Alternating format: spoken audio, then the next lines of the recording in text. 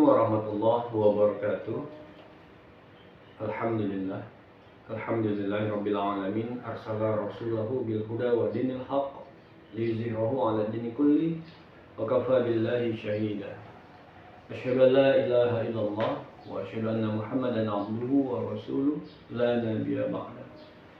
Allahumma shalli wa sallim ala Muhammad wa ala rasulillahi ajma'in. Amma ba'du, Rabbi zidna ilman warzuqna fahman. Kaum muslimin dan muslimat dimanapun Anda berada, pada video kali ini adalah video terakhir dari pembahasan kita tentang fi'il madi. Kita sudah masuk pada wazan yang ke-19. Dan wazan yang ke-19 ini merupakan wazan terakhir pada pembahasan kita tentang fi'il madi. Wazan apakah itu? Yaitu wazan if'alalla. Sama seperti halnya dengan wazan sebelumnya, perubahan yang terjadi pada wazan if'alalla juga terdapat dhamir munfasil dari tiap-tiap perubahan yang ada. Di mana dhamir munfasil ini dhamir yang dia berfungsi sebagai subjek pada kalimat tersebut. Ya. Jadi untuk itu mari kita perhatikan dan kita hafal ke depannya agar memudahkan kita untuk memahami, mempelajari bahasa Arab khususnya tentang fi'il madi. Oke, mari kita simak setiap perubahan-perubahan yang terjadi pada wazan if'alalla. Yang pertama, if'alalla. Di dalam kata if'alalla terdapat dhamir huwa yang artinya dia seorang laki-laki. Perubahan yang kedua adalah if'alalla. Pada perubahan ini di dalamnya terdapat dhamir huma yang artinya mereka dua orang laki-laki.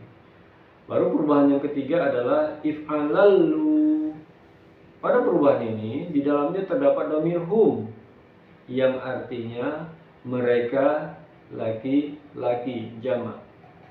Perubahan yang keempat adalah if'alallat. Ya. Pada perubahan ini di dalamnya terdapat dhamir hiya yang artinya dia seorang perempuan. Perubahan yang kelima adalah if'alallata. Pada perubahan ini di dalamnya terdapat dhamir huma yang artinya mereka dua orang perempuan. Baru perubahan yang keenam adalah if'alalna. Ya, if'alalna. Di dalam perubahan ini terdapat dhamir hunna yang artinya mereka perempuan jamak. Perubahan yang ketujuh adalah if'alallata. If'alalta. If'alalta. Pada perubahan yang ketujuh ini di dalamnya terdapat dhamir anta yang artinya kamu seorang laki-laki. Yang kedelapan adalah if'alaltuma. Di dalam kata if'alaltuma terdapat dhamir antuma yang artinya kalian dua orang laki-laki. Baru perubahan yang kesembilan adalah if'alaltum. Di dalam perubahan ini terdapat dhamir antum yang artinya kalian laki-laki jamak. Perubahan yang ke-10 adalah if'alalti. Pada perubahan ini di dalamnya terdapat dhamir anti yang artinya kamu seorang perempuan. Perubahan yang ke-11 adalah if'alaltuma. Pada perubahan ini di dalamnya terdapat dhamir antuma yang artinya kalian dua orang perempuan. Perubahan yang ke-12 adalah if'alaltunna. Pada perubahan ini di dalamnya terdapat dhamir antunna yang artinya kalian perempuan jamak. Perubahan yang ke-13 adalah if'alaltu. Pada perubahan ini di dalamnya terdapat dhamir ana yang artinya saya, bisa dia laki-laki, bisa dia perempuan. Dan yang terakhir adalah if'alalna. Pada perubahan ini di dalamnya terdapat dhamir nahnu yang artinya kami, bisa dia laki-laki dan bisa perempuan. Nah, itulah dia perubahan yang terjadi pada wazan yang ke-19, yaitu wazan if'alalla. Adapun fungsi dari wazan if'alalla ini adalah mutawwa'ah, bermakna jadi. Ya, selain mutawwa'ah bisa dia bermakna yang lain. Ya, kalau contoh dalam kalimat, ya, bisa kita dapat di dalam buku-buku, ya, contohnya seperti, ya, seperti kalimat toma anahu, ya, toma anahu fatma'anna, ya, toma anahu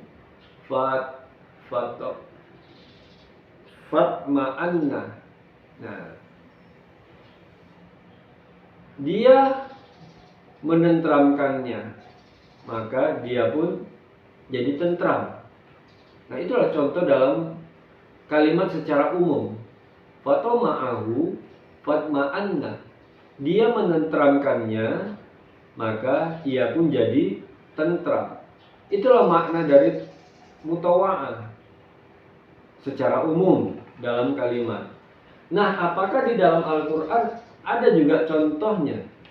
Ada. Saya temukan di surat Al-Hajj ayat 11. Ya, mari kita lihat di surat Al-Hajj ayat 11. Saudara-saudaraku coba bisa membuka Qurannya di rumah. Coba dicek ya. Ayatnya saya akan bacakan. Ya, kalau nanti ada yang salah, lebih kurang saya mohon maaf ya. Bismillahirrahmanirrahim. Wa minan nasi, dan di antara manusia, ya. Jadi tidak semua manusia. Ya. Wa minan nasi may ya'budullaha ala harfin. Ada orang-orang yang mengabdi kepada Allah berada di atas tepi, hanya di tepi-tepinya saja, di pinggirannya saja.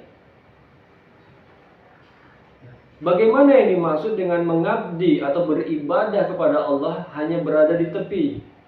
Yang dimaksud Allah di ayat ini diterangkan di kalimat selanjutnya. Fa'in, ya, fa'in asobahu khairo, jika kebaikan atau sesuatu yang baik menerpa atau menimpa dirinya, itma'an nabi, ya, dia pun menjadi tentram. Nah, kata itma'anna, inilah satu contoh lafaz yang serupa dengan timbangan ataupun wazan if'alalla, itma'anna, sama dia. Ya. Jadi dia tentram, dia jadi tentram dikarenakan khairon, kebaikan yang menimpa dirinya.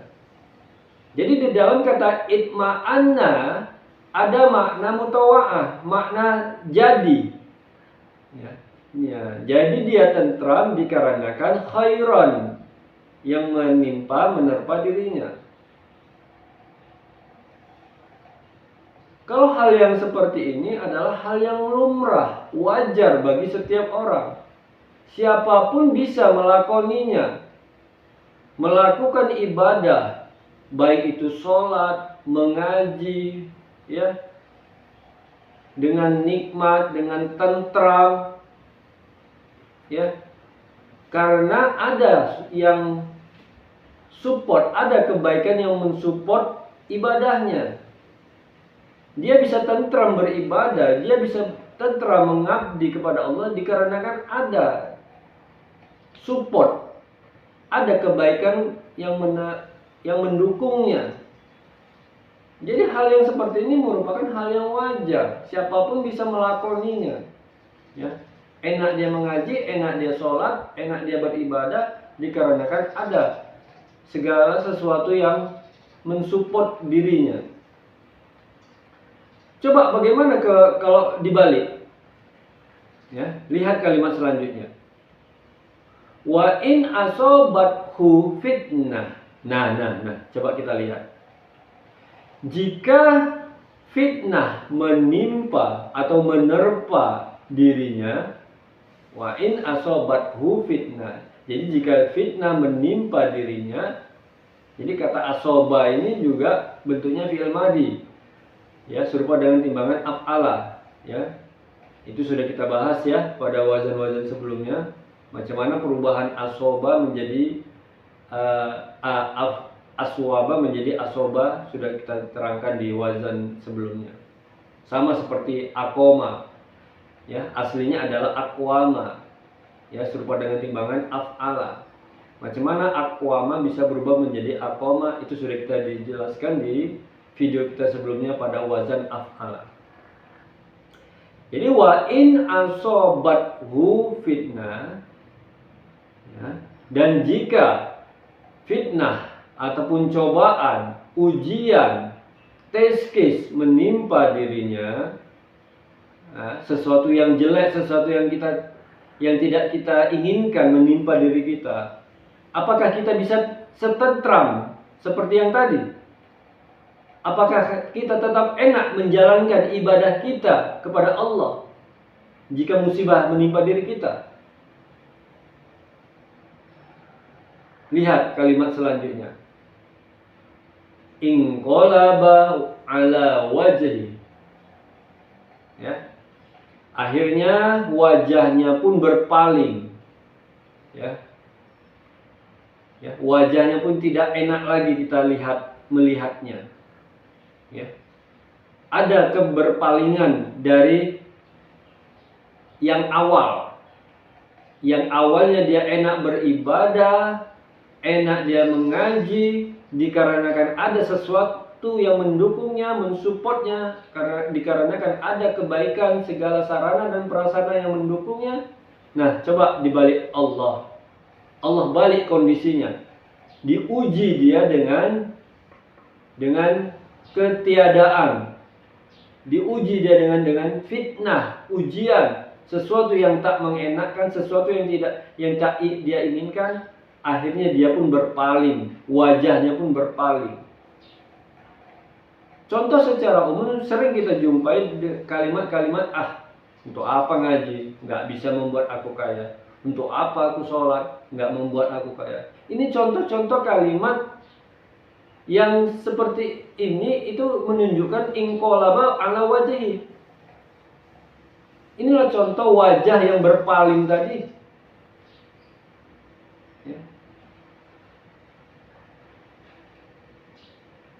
Jadi mengabdi kepada Allah hanya berada di tepi-tepi sini saja, seperti itulah gambarannya yang dimaksud Allah. Jadi kita jangan seperti itu. Kalaulah kita memang mengabdilah secara ikhlas, mukhlisina lahuddin, liya'budullaha mukhlisina lahuddin. Jangan kita hanya bisa mengabdi kepada Allah di saat kita punya. Di saat kita tidak punya, kita tak lagi mau mengaji, tak lagi mau sholat, tak mau lagi kita ibadah. Maka orang yang seperti ini, kata Allah, khosir dunya wal akhirah. Maka orang yang seperti ini adalah orang yang merugi di dunia dan di akhirat.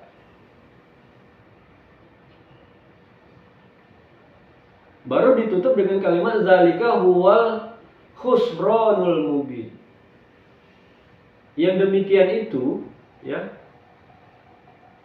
itulah kerugian yang nyata.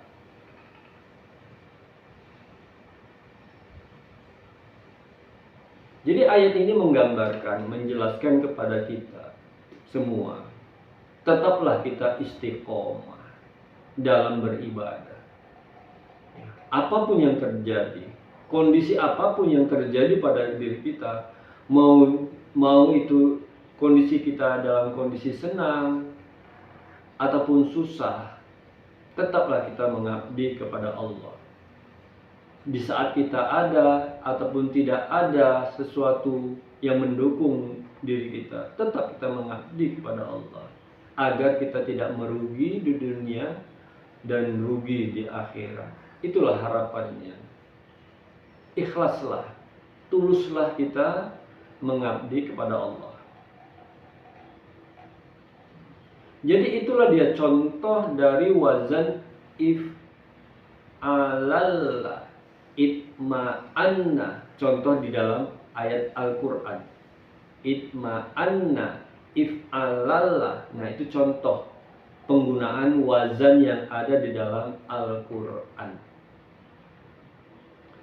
Jadi saudara-saudaraku semua, jadi dari sini akhirnya kita sudah bisa, ya, sudah bisa menentukan, sudah bisa kita memahami mana lafaz-lafaz yang dia tergolong fi'il madi dan ataupun mana yang bukan. Jadi sudah kita pelajari 19 wazan fi'il madi. Jadi harapan saya dengan sudahnya kita belajar semua wazan yang ada pada fi'il madi, harapannya memudahkan kita untuk memahami ayat-ayat yang ada di dalam Al-Quran. Harapan saya kita mudah mempelajari mana lafaz-lafaz yang dia tergolong fi'il madi atau bukan. Itulah harapan saya. Jadi kita belajar ini, ya, bahasa ini adalah ilmu alat, ya. Yang namanya alat tentunya harus kita gunakan. Kalau tidak kita gunakan, ya, maka yang rugi adalah kita. Karena ilmu itu lama-kelamaan kalau tidak kita gunakan akan hilang dengan sendirinya. Maka apa yang sudah kita pelajari, seyogianya kita gunakan.